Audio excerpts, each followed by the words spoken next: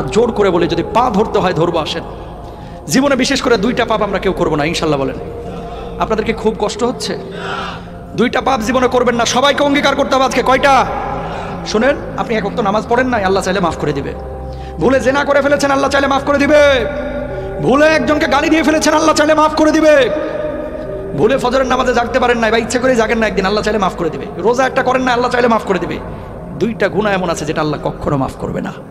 কয়টা?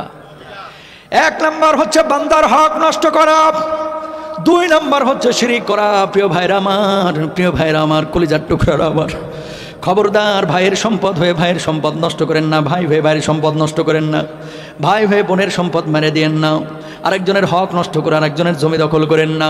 আল্লাহর কসম করে বলে, কিয়ামতের ময়দানে আপনি মাপ পাবেন না।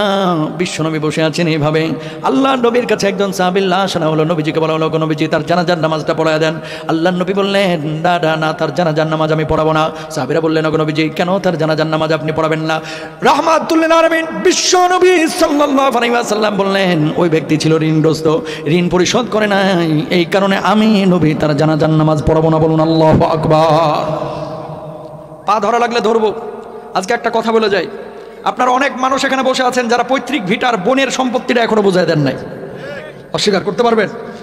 বাপের বাড়ির সম্পদ যেটা বোনদের হক ছিল দেন নাই। আল্লাহর কসম করে বলি, 36 বার উমরা করেও জান্নাতে যেতে পারবেন না। চ্যালেঞ্জ করলাম আপনাকে। আল্লাহ তাআলা বান্দার হক নষ্ট করলে এটা গুনাহ মাফ করবে না। ঘুষ দিয়ে চাকরি নিছেন, আছে না ঊর্ধ্বতন কর্মকর্তা 50 জনের থেকে 3 লাখ করে টাকা নিছে, ঘুষ দিয়ে চাকরি দিবে তাই 13 লাখ করে টাকা নিছে, চাকরি একটারও দেয়নি, মারা গেছে। আরেকজনের জমি দখল করে জাল দলিল করে নিজের নামে লিখে নিছে, আছে না? টাকা ঋণ নিছে 20,000, কয় 3 দিন পরে দেবো, 3 দিন আর হয় না, টাকা তো দেয় না, উল্টা আরো ফাপড় নাই। কথা বলেন, আছে না নাই? কিয়ামতের ময়দানে এই শ্রেণীর মানুষ, এরা আবার নামাজও পড়ে, রোজাও করে, হজ্জও করে, যাকাতও দেয়। আল্লাহ তাআলা কিয়ামতের ময়দানে ফেরেশতাদেরকে বলবে, এদের আমলগুলো চেক করো তো। ফেরেশতারা তখন বলবে, আল্লাহ, এই মানুষগুলো নামাজ পড়েছে, রোজা করেছে, হজ করেছে, যাকাত দিয়েছে, কিন্তু বান্দার হক নষ্ট করেছে। আল্লাহ কি ফয়সালা হবে? আল্লাহ রাব্বুল আলামিন তখন বলবে, ফেরেশতারা রে, ওদের যে আমলগুলো আছে আমলগুলো কেটে কেটে এখন পাওনাদারদের পাওনা মিটিয়ে দাও। যখন পাওনাদারদের পাওনা মিটিয়ে দেওয়া হবে, আমার আল্লাহ রাব্বুল আলামিন তখন ফেরেশতাদেরকে বলবে, এখন আমলের কি অবস্থা? ফেরেশতারা তখন বলবে, আল্লাহ, এই মানুষগুলোর জান্নাতে যাওয়ার জন্য যথাযথ আর আমল নাই, আমলের পাল্লাটা শূন্য হয়ে গেছে। আল্লাহ রাব্বুল আলামিন তখন বলবে, যত বড় হাজি হোক, নামাজি হোক, শিকলে বেঁধে বেঁধে এই মানুষগুলোকে জাহান্নামে নিক্ষেপ করো। বলুন নাউযুবিল্লাহ। একজন মানুষের গাছের ডাব চুরি করে খাইছেন, আম চুরি করে খেয়েছেন, আরেকজনের হক নষ্ট করেছেন। করেন না ভাই? আরে কয়দিনের দুনিয়া? আগে মাইরা খাইছেন 50 লাখ, আর এখন মসজিদে খালি দান করতেছেন 20,000 করে, খালি 2 লাখ করে। এত সোজা না আল্লাহর জান্নাত? তোমার জন্য মসজিদে দানের চাইতে যার হক নষ্ট করেছো এর হক বুঝিয়ে দেওয়া আরো আগে বেশি জরুরি, ঠিক কিনা? তিতা লাগবে এই ওয়াজ। এই হুজুরের লাগে অনেকে পছন্দ করে না, কয় আনছি আপনারা হুজুর তাফসীর করার লাগে, কি বাড়া ভাতে সাইড হালতেছেন। এই হুজুর অনেকে পছন্দ করে না, কয় এই ওয়াজের দরকার কি? আপনার কাছে রিকোয়েস্ট ভাই, আপনি মাপ পাবেন না। আপনি যত বড় মুফতি নিয়ে আসেন, হক মারার গুনাহ শুধু তওবা দিয়ে আল্লাহ মাফ করে। ও বাঁচতে কইতেছেন কেন? হক মারার গুনাহ শুধু তওবা দিয়ে আল্লাহ মাফ করে।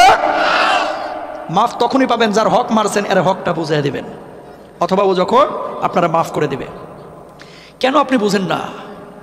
নামাজ যে ফরজ, এটা আছে কোথায় কোরআনে? সবাই বলেন, নামাজ ফরজ আছে কোথায়? হজ ফরজ আছে কোথায়? রোজা ফরজ আছে কোথায়? নামাজ, রোজা, হজ, যাকাত যে কোরআন আল্লাহ ফরজ করেছে, বান্দার হক নষ্ট না করা, ওই আল্লাহ ওই কোরআনই ফরজ করেছে। সুবহানাল্লাহ কোন। কিন্তু আমরা বুঝি না। আগে আকাম কুকাম হারাম টারাম সব খাইছে, এখন আইসা মনে করেন মসজিদের ছাদটা ঢালাই দিয়ে দিছে, আছে না? অস্বীকার করতে পারবেন, বাংলাদেশে যত মসজিদ আছে না হলে 15 থেকে 20% মসজিদের কমিটির মধ্যে ভূত আছে। ভূত হয় সুদ খায়, না হলে ঘুষ খায়, আছে না নাই? হুজুর এখন খায় না, আগে খাইছি। তো আগে যে খাইছেন ওটার খেসারত কিভাবে দিবেন? হক মারার গুনাহ তো আল্লাহ মাফ করবে না। তাহলে কি করতে হবে? যাদের হক নষ্ট করেছেন এদেরকে খুঁজে বাইর করে হকগুলোকে বোঝাইতে হবে। বোনেরা বাপের বাড়ির সম্পদ চাইতে হলে কয়, কিরে জরিনার মা, বাপের বাড়ির সম্পদ নিতে হয় না, এই যে আসছিস, যাচ্ছিস, খাচ্ছিস, বসছিস, এটাই তো ভালা, বাপের বাড়ির সম্পদ নিস না, আছে না? এদিকে বোনদের সম্পদ দেয় না, ওইদিকে প্রতি বছর উমরা করছে। তোমার উমরা মক্কা শরীফে দাফন হবে, বাংলাদেশে আর আনতে হবে না। জান্নাত এত সোজা না। হক বুঝাই দেবেন তো ইনশাল্লাহ? মনে রাখবেন, হারাম যেদিন থেকে খাবেন আরাম তুলে নেবে কে? এলাকায় ইমাম সাহেবের বেতন দেন 10,000, একটা রিক্সাওয়ালা, অটোওয়ালা, সিএনজিওয়ালা টাকা কামায় 15,000, 20,000। কই ঘুমেতে কোনো ঝামেলা নাই ওদের, ট্যাবলেট খায় ঘুমানো লাগে না। আর গরুর গোশত ও মাশাল্লাহ 1 কেজি দিলে ওটা হজম করে ফেলতে পারে। কুমিল্লার রসমালাই ওই এক বাটি খাইতে পারে, কোনো সমস্যা নাই। হারাম খাওয়া শুরু করবেন, ডাক্তার কইবে হাফ কাপের বেশি ভাত খাইতে পারবেন না। রসমালাই খাবেন আপনি, সম্ভবই না, কারণ নানাবিধ শরীরে অসুস্থতা দিয়ে দিবেন কে? জোরে বলেন কে? মানুষের অশান্তি হয় কেন জানেন? 5টা কারণে। কয়টা বলেন? কয়টা? জোরে বলেন কয়টা? এবং মুহাদ্দিসিনরা বলছেন এই 5 কারণে দেশের মধ্যে, সমাজের মধ্যে দুর্ভিক্ষ আসে। আল্লাহু আকবার করেন।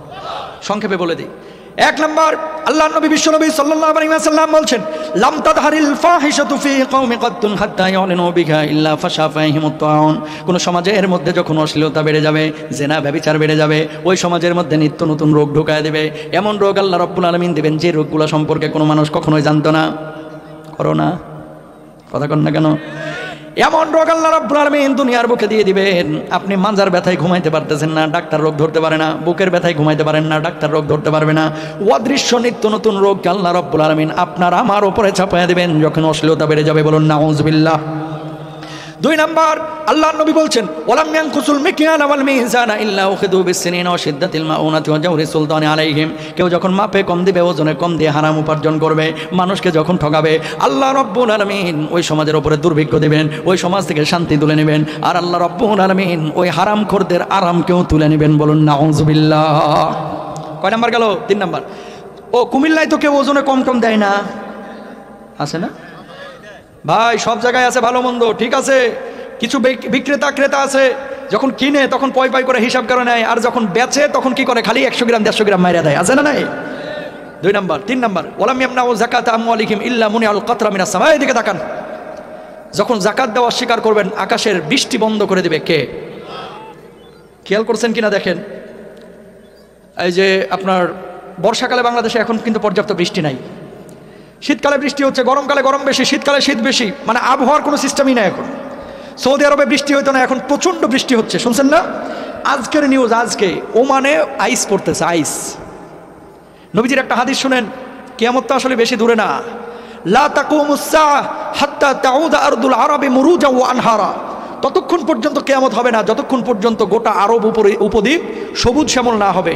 এই আরব উপদ্বীপে, সৌদি আরবে, কাতারে, বাহরাইনে, দুবাইয়ে, ওমানে নহর তৈরি না হবে ততক্ষণ পর্যন্ত কিয়ামত হবে না।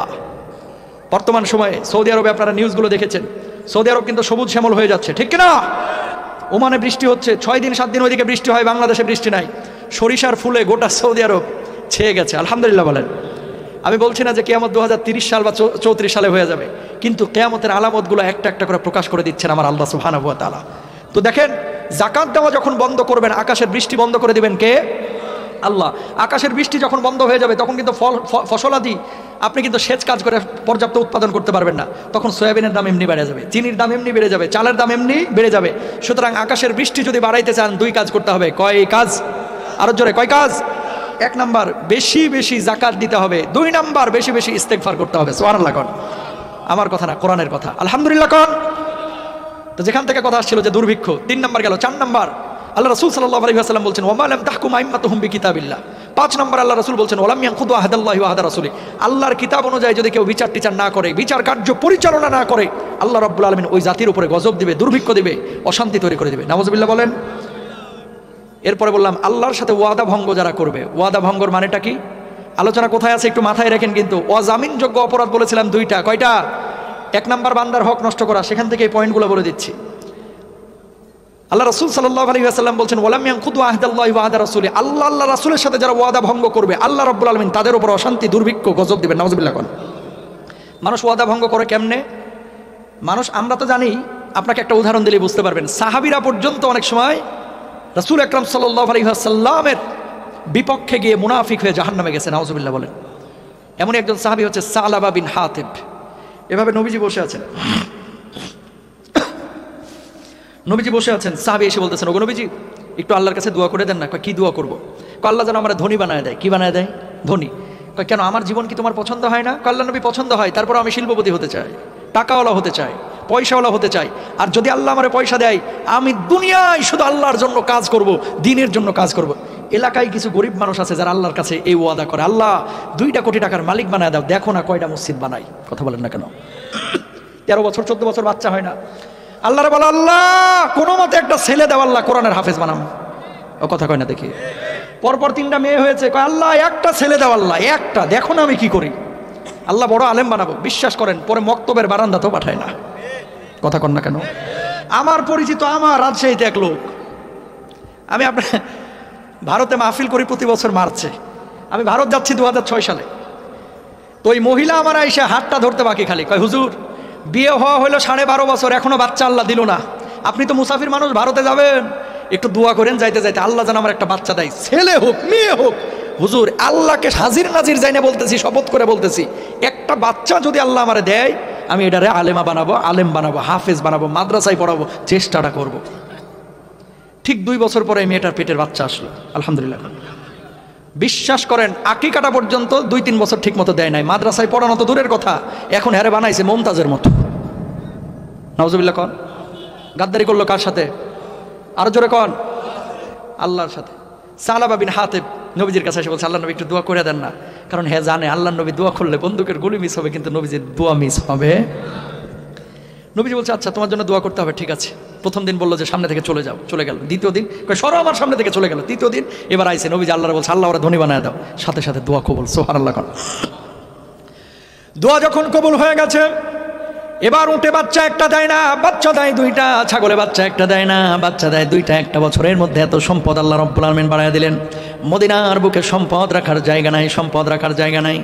যখন সম্পদ ছিল না 5 ওয়াক্ত নামাজ মসজিদে নববীতে এসে পড়তো, জুমার নামাজে বিশ্বনবীর সামনে এসে বসে থাকতো। এখন সম্পদ বেড়ে গেছে, এত সম্পদ বাড়লো, মদিনার বুকে আর জায়গা নাই তার সম্পদ রাখার জন্য, ইন্ডাস্ট্রিয়াল এরিয়ায় যাইতে হবে।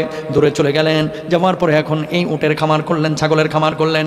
অনেক দিন হয়ে গেল, নবীজি ওই সাহাবীকে আর দেখতে পাই না। নবীজি বললেন ও সাহাবীরা, সালাবা কই? সালাবা বিন হাতিবকে কেন আমি দেখি না? সাহাবীরা জবাব দিলেন ইয়া রাসূলুল্লাহ, ওগো নবীজি আপনার সাহাবী এখন অনেক বড় শিল্পপতি হয়ে গেছে, ধনী হয়ে গেছে, সম্পদ এত বানিয়ে দিয়েছে যে সম্পদ মদিনার বুকে রাখার জায়গা নাই, এই জন্য দূরে চলে গেছে।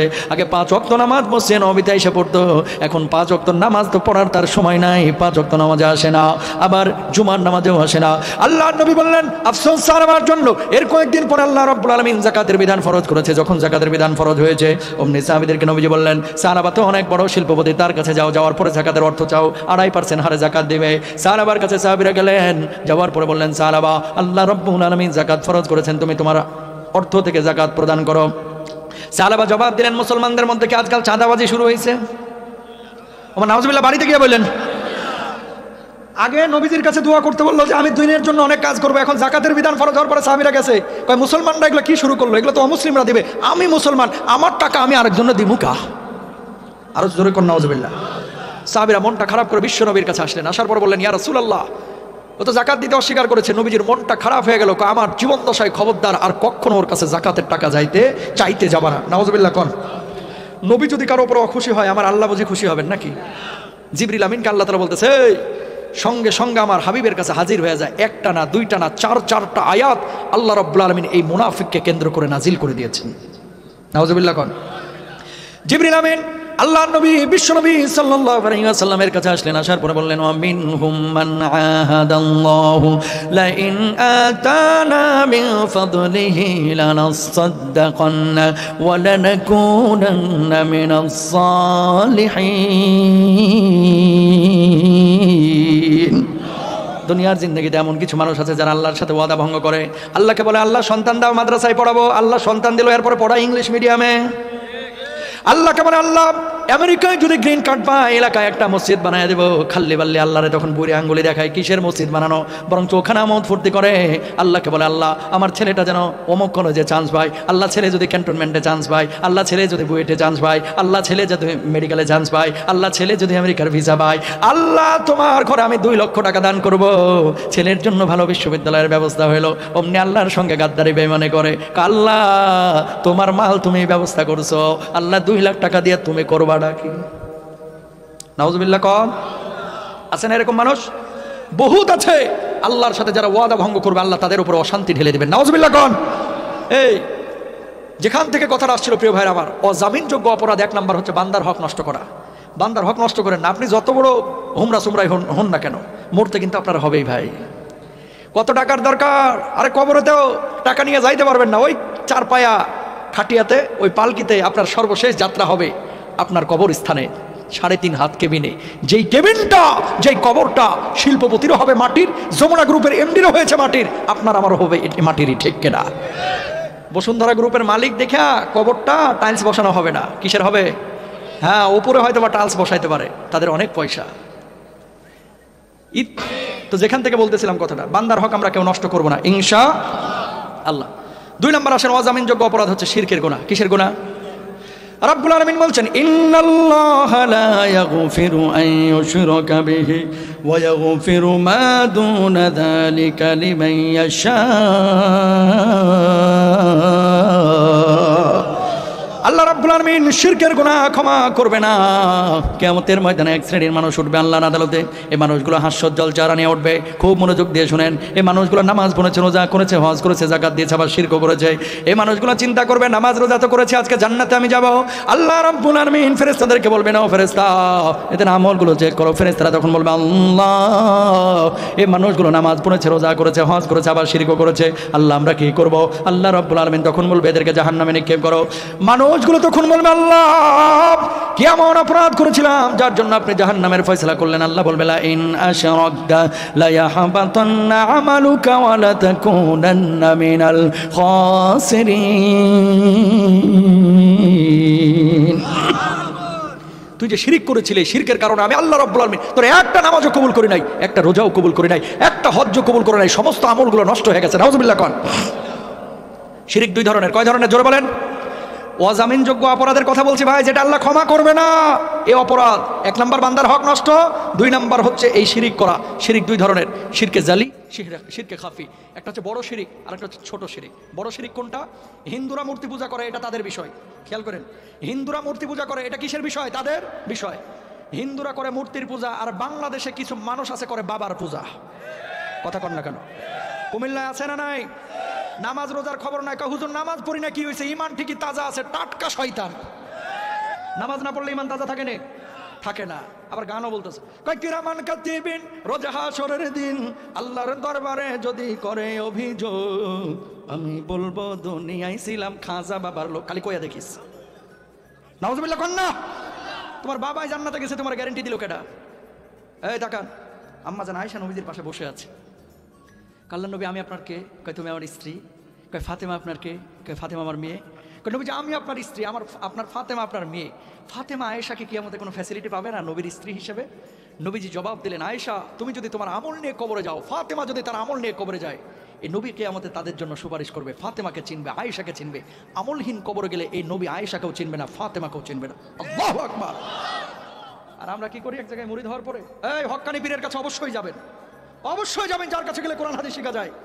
নামাজের খবর নাই, রোজার খবর নাই, হজ্জের খবর নাই, খালি গাঁজা খাওয়ার হুক্কুর হুক্কুর করো, আর বলো যে জান্নাতে অটো গিয়ারে আমার বাবাই টানে নেবে। তোর বাবাই জান্নাতে গেছে, তোর গ্যারান্টি দিল কেনা? বিশ্বাস করা যাবে? কথাগুলো একটু বললাম আক্রমণাত্মক ভাবে মাইন্ড করেন না।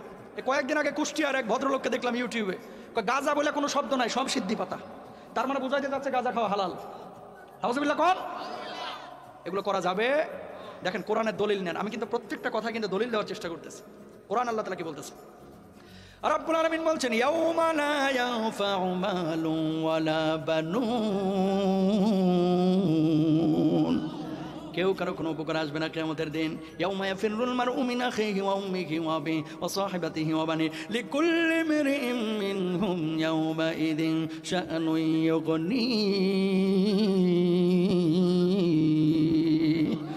আমার আল্লাহ রাব্বুল আলামিন বললেন, ভাই ভাইয়ের থেকে পালাবে, বাবার থেকে সন্তান পালাবে, সন্তান মার থেকে পালাবে। কেউ কারো কোনো উপকার আসবে না সেদিন, কেউ কারো কোনো উপকার আসবে না সেদিন। আপনার উপকারে আসবে শুধু আপনার আমল, শুধু আপনার আমল। বলুন আল্লাহু আকবার। সুতরাং আমল নিয়ে কবরে যাইতে হবে। আরেকজনের উপরে নির্ভরশীল হওয়া যাবে? জোরে বলেন, নির্ভরশীল হওয়া যাবে